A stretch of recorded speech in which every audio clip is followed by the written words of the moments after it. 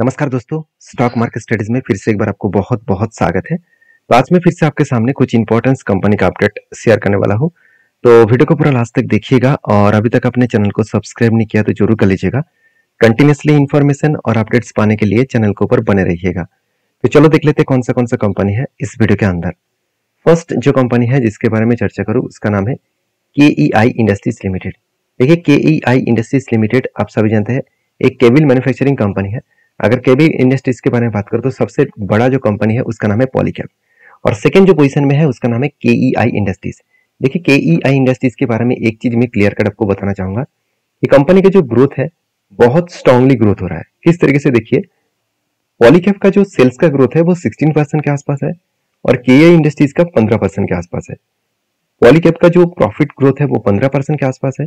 KEI industries के जो profit growth है वो 17% के आसपास है और दोनों में जो डिफरेंस है वो कुछ भी नहीं है, मतलब सेम टू सेम लेवल में है और दोनों का ROC भी सेम टू सेम है, कर्जा भी ना के बराबर है, एकदम सेम टू सेम के आसपास है। तो हर जगह पे कंपनी पॉलीकैब के साथ टक्कर ले रहा है। इसका मतलब नेक्स्ट जो मल्टीबैगर कंपनी है वो KEI इंडस्ट्रीज बन सकते हैं।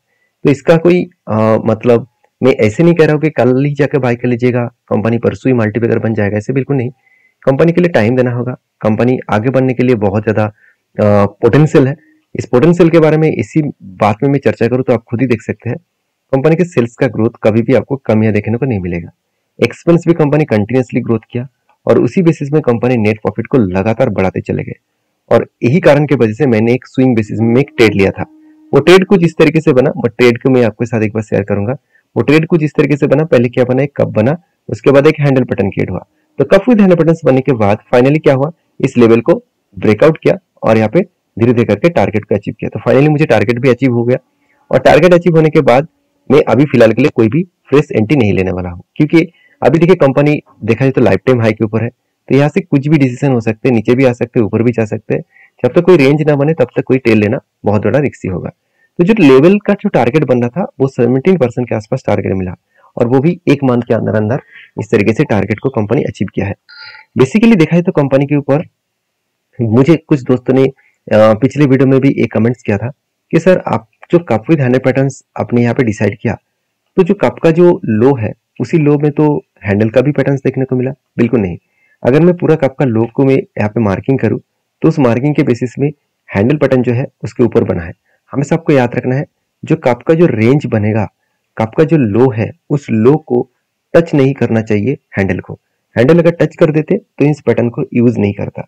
अगर हैंडल टच नहीं किया तो इसका मतलब वो पैटर्न पॉजिटिव है, मतलब पहले जो लो था नेक्स्ट लो ऊपर बना, मतलब इसको हायर लो कहा जाता है। तो हायर लो जब बनते हैं तो पॉसिबिलिटी ज्यादा होते हैं वो अप टेन जाने का। तो इसीलिए उसी सिचुएशन देखने को मिला और शानदार तरीके से टारगेट को भी अचीव किए। और KEI इंडस्ट्रीज के ऊपर दो गुड न्यूज है।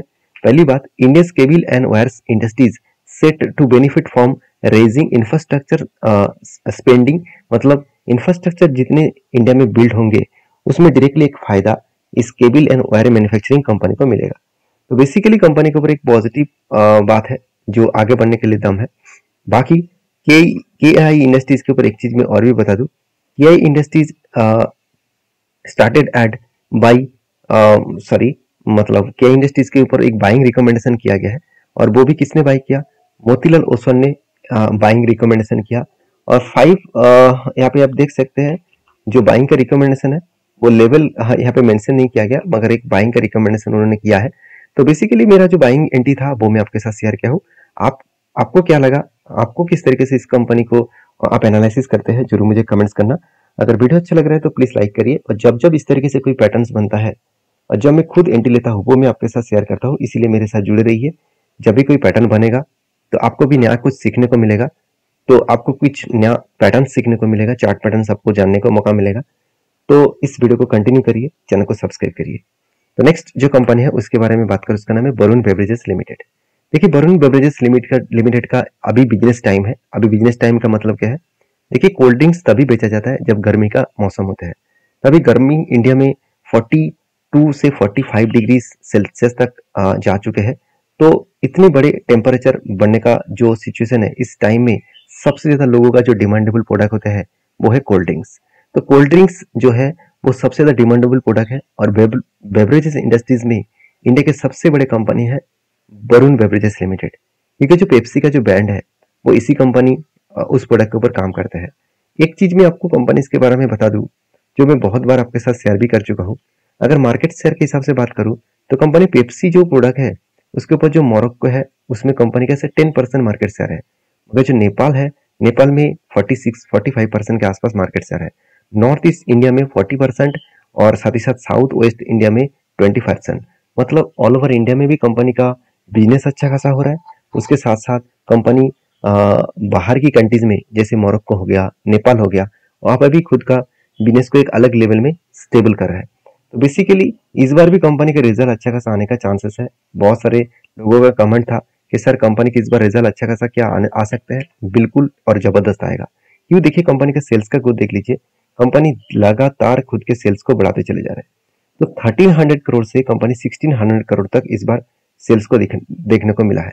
मतलब बेसिकली देखा तो कंपनी बेस्ट तरीके से प्रॉफिट देखने को मिला है। अभी क्वार्टर 4 का जो रिजल्ट आने वाला है और फाइनेंशियल ईयर 2024 का जो रिजल्ट आने वाला है, वहां पे ये देखना जरूरी है कि कंपनी किस लेवल तक प्रॉफिट को ग्रोथ करते हैं।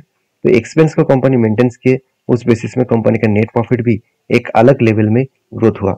जो एक 10 साल पहले कंपनी के सिर्फ 25 करोड़ के आसपास टोटल प्रॉफिट हुआ करता था, आज वो 2000 करोड़ तक प्रॉफिट लेके आए हैं।